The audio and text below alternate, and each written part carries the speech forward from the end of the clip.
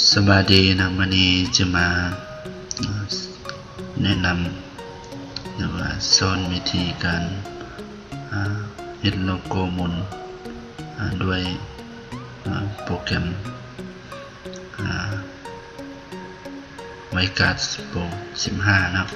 ไวการ์ดโปร15จะมาเฮ็ด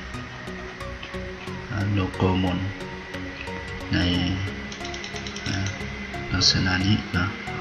ในตัวนี้เนาะจะมาเห็นโลโก้มันในลักษณะนี้ก่อนอื่นหมดเราก็ต้องไปออกแบบโลโก้จะได้ไปออกแบบโลโก้ให้มันคล้ายคือลักษณะนี้แต่ว่าโลโก้นี้มันต้องเป็นโลโก้ที่ว่าเป็น transparent เนาะ transparent มันจะเป็นแบบมันบ่มีแบบกาว ตัวนี้มันบ่มีแบบกาวเนาะพอเข้ามาเนาะจะใส่โปรแกรม Photoshop เนาะในการออกแบบโปรแกรมออกแบบตัวนี้เนาะโลโก้ตัวนี้ถือว่า ในมื้อนี้ข้าพเจ้าได้เอาPhotoshop CC 2018เนาะแต่ว่าบางคนก็จะมี Photoshop CS6 บ่ CS5 บ่ก็สามารถเข้ามาปฏิบัตินำได้เนาะก็เข้าไปที่ New เนาะก็สร้างอันใหม่สร้างตัวใหม่ตัวนี้เราจะตั้งชื่อใดก็ได้เนาะที่เราชื่อตั้งชื่อโลโก้เป็นโลโก้ตัวนี้เราจะตั้งตามนี้เนาะให้ตั้งตามนี้ให้ตั้งชื่อตามนี้เนาะตั้งชื่อตามนี้ใส่ตัวนี้จะเป็นความกว้างเนาะตัวนี้จะเป็นความสูงตัวนี้จะเป็นคุณภาพของการประมวลผลของโลโก้ของเราเนาะ ตัวนี้จะเป็นสีที่เราใส่เนาะมันจะมีหลายอันเนาะสีให้เราเลือก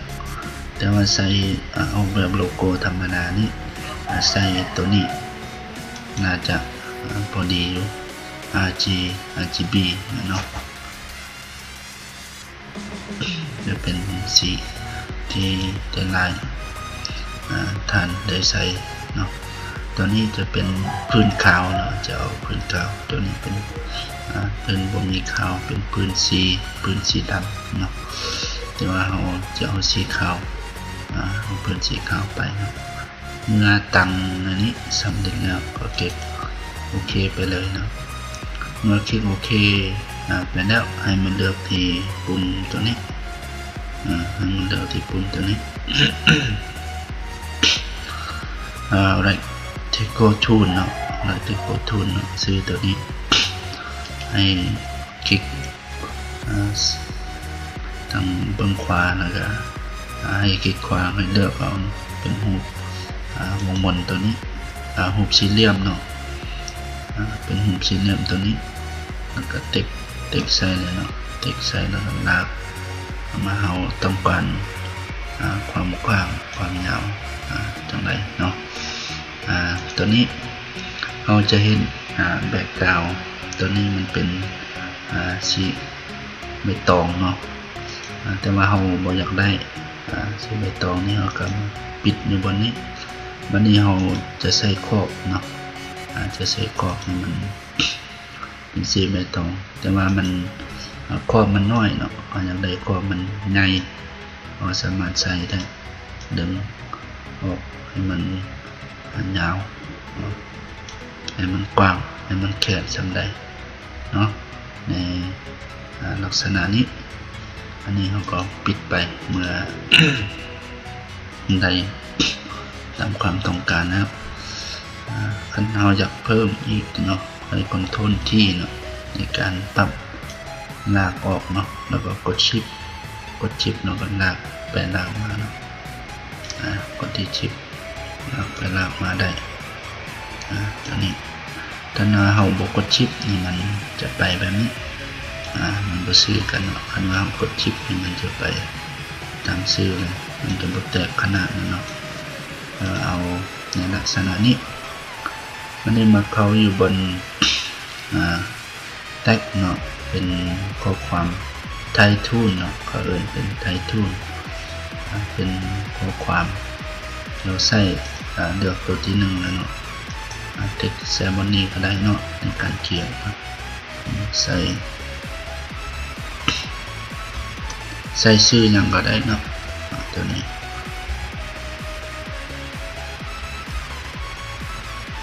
เมื่อเราได้ชื่อแล้วนี่เนาะเราก็มาจับตัวนี้เนาะติ๊กคอนโทรลที่เนาะเพื่อขยายกดชิปเนาะขยายออกให้มันใหญ่ให้มันกว้างออกเนาะ เราอยากให้มันใหญ่ขยายขึ้นไปทั้งๆเนาะขยายขึ้นขยายลงเนาะตัวนี้การใส่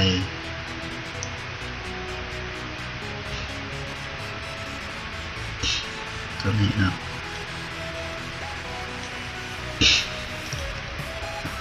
เมื่อเราได้ตัวนี้มาแล้วเราจะเห็นสีมันจางๆเนาะเรากดไปเลือกที่เอฟเฟกต์เนาะกดที่สต็อกเมื่อกดที่สต็อกเราจะเห็นสีมันเปลี่ยนเนาะ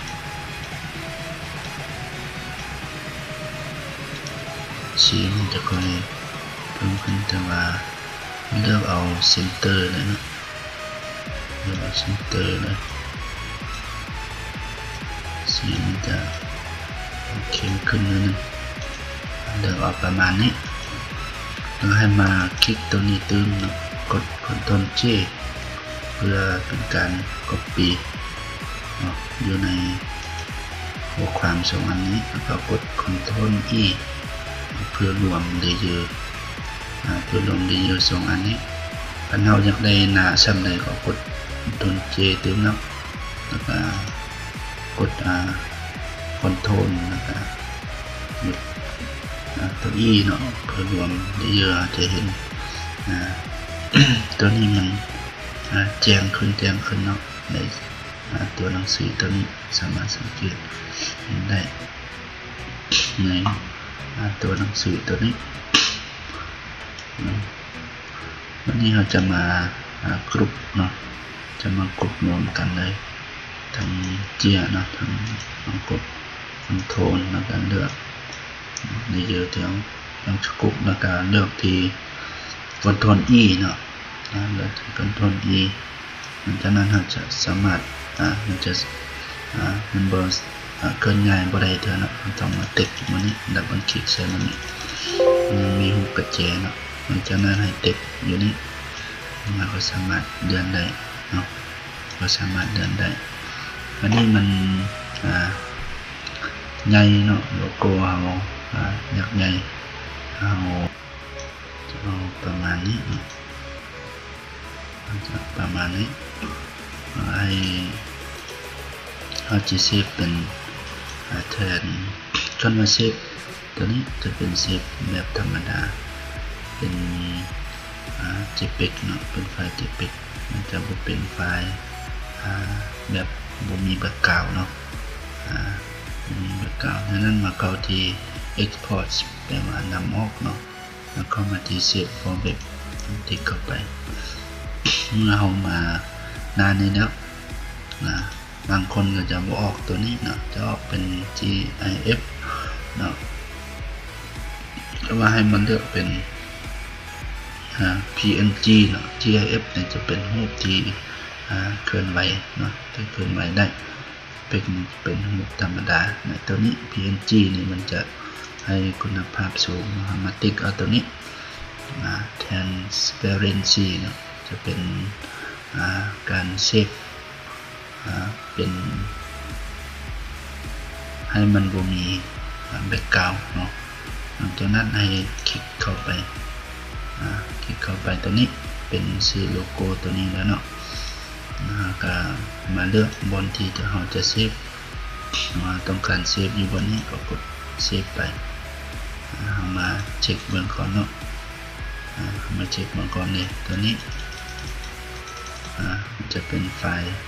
ตัวนี้ขึ้นมาแล้วเนาะตัวนี้มันตัวเก่าเนาะตัวนี้ตัวใหม่เป็นโลโก้เนี่ยแหละก็ได้ที่มาเอาสร้างขึ้นมาให้มันบ่มีแบบเก่าเนาะหรือว่าการสอนสร้างโลโก้แบบง่ายๆเนาะแบบบ่มีแบบเก่าที่เราจะเอาไปใช้ในวิดีโอที่ข้าพเจ้าให้เบิ่งตอนทำบิดนั้นเนาะถือว่าเราสร้างแบบนี้แล้วก็ถือว่าสำเร็จไปในขั้นตอนหนึ่งคลิปนี้ก็ขอจบลงเพียงเท่านี้ก่อนเนาะคลิปหน้าค่อยมาสืบต่อเอาโลโก้นี้มาใส่ไวกัสโปรตัวนี้เนาะให้มันจะเริ่มในการเฮ็ดให้มันหมุนอยู่ในวิดีโอเนาะก็ขอจบลงเท่านี้ก็ขอบใจ